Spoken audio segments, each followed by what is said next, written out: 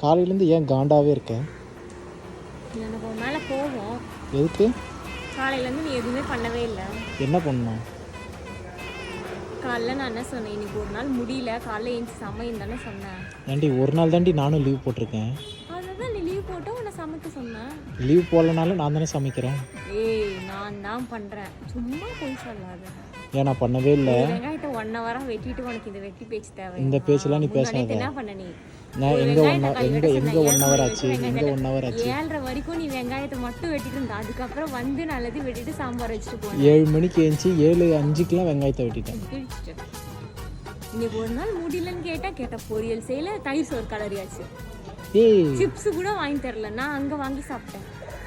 ஒரு நாள் தாண்டி லீவு. ஒரு நாள் தான் நீ எனக்காக செய்யலாம்ல, சீக்கிரம் அலாரம் வச்சு எந்திரிச்சு. நாங்களே உங்களுக்கு எல்லா நாளும் செய்யணும், காலைல 1, மதியம் 1, நைட்டு 1ன்னு.